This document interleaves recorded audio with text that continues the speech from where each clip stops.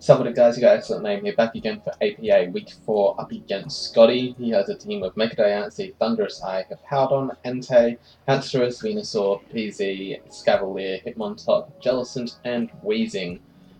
So biggest thing I noticed is that he does not have a Psychic Resist outside of the Escavalier, and it's definitely a more defensive team in general, so I figured Carmine Megazam would be very solid here. Got Recover so that I can set up on Jellicent and Hippowdon a bit more easily. Just keep the longevity going for a while. Psychic hits everything, and Power Fire hits the Escavalier. Then we've got Zygarde. He does have the Hippowdon and the Jellicent, so a lot of things that can wall me. But with T-Spikes up, Stub Protect, Zygarde is really going to do a fantastic job of stalling them down, and then with the Dragon Dances up, can definitely sweep through with the 1,000 arrows, given that he doesn't have any resists to it. Doesn't really need a lot of stalling down on the Hippowdon, just a little bit of chip, and I should be able to break through it. With that in mind, we bring Dual Spike's Scolipede, because his removal isn't all that good. He's got Mega Diancie, obviously, but this beats it on lead, the Earthquake and the Sash. He also has the Hitmontop, which I don't think is a very good bring versus my team outside of its capacity for removal. I don't see it doing all that much else.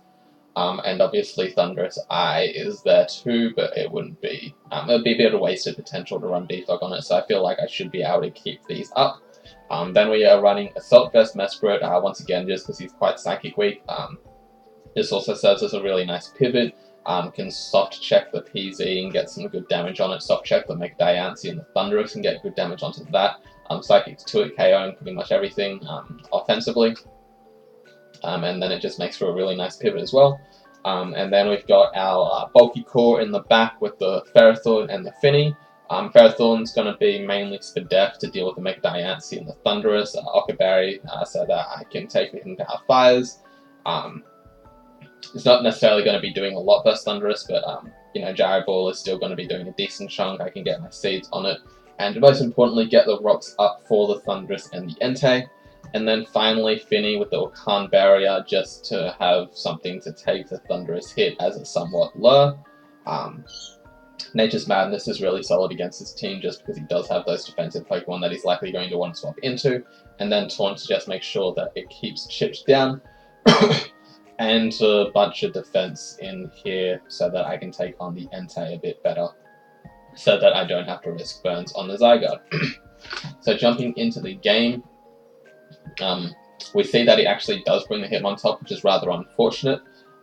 Means that I'm probably not going to be able to keep up the T-Spikes for too long, but it's still going to be my designated lead. I can still get them up and at least get a poison onto the Hitmontop and maybe some other things. Goes for the Taunt round turn 1 to just ensure that I don't get too many hazards up, which makes sense. My swap into this is going to be the Finny. It can take the hits the best and give me terrain up so that I can later pivot into the Skulls. Go for Nature's Madness as he goes for Taunt, which stops me from being able to taunt in the next turn. So I'm going to go into Ferrothorn, knowing that I can't get Will-O-Wisp burned. I'm going to be able to do good damage with a Power Whip. But he goes into Hitmontop, and because Misty Terrain is up, I don't get the poison. But I can just go into Mesprit. It covers both the Rapid Spin and the Close Combat, and just fire off a nice Psychic here. As you can see here, it's going to be a 2 KO because of his reduced defenses. He does get the special attack drop here, but I crit him, so it doesn't end up mattering. Unfortunately, this does mean that I'm not going to be able to threaten the PZ all that much, so I'm kind of forced to switch out here. So he does get his agility up, but thankfully I have Ockerberry on Ferrothorn, so he's not going to be able to kill me off with the hidden power. I can just Gyro Ball him. It's not going to kill, but I can then revenge it with Focus Sash Scolipede.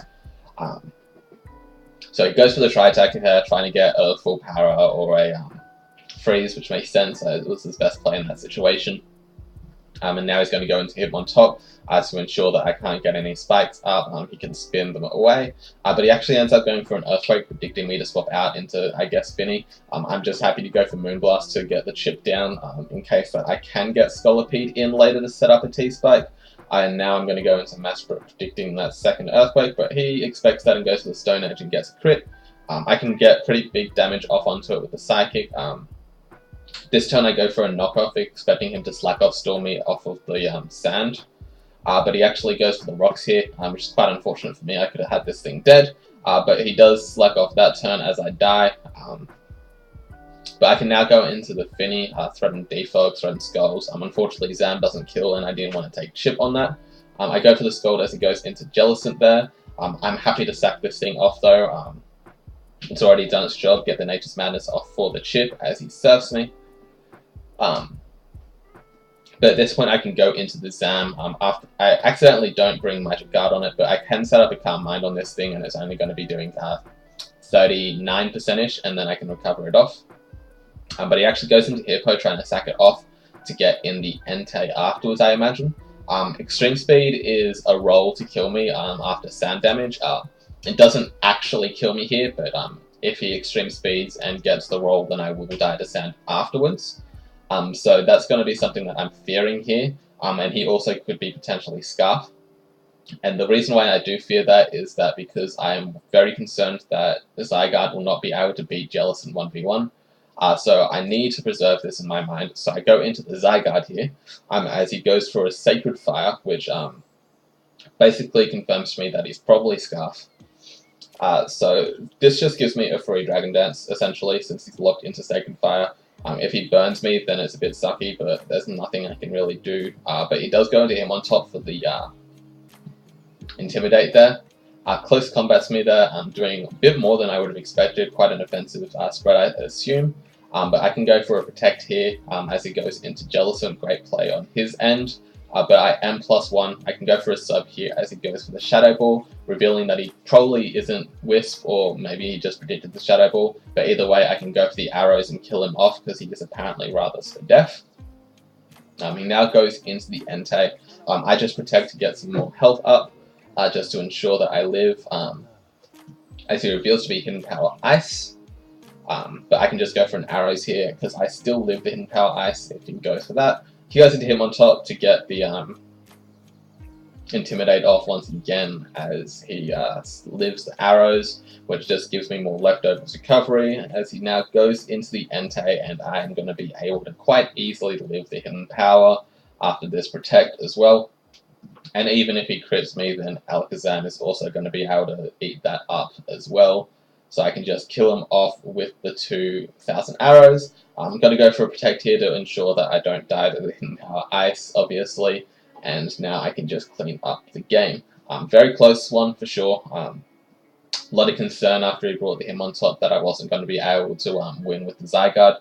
But ended up being able to clutch it out anyway. Really solid prep on his end. That PZ definitely had me sweating. But yeah, we are able to manage to get a 4-0 record so far, which is really nice. So next week we play Steep and Thurston. That should be a fun one. So see you guys next time for that.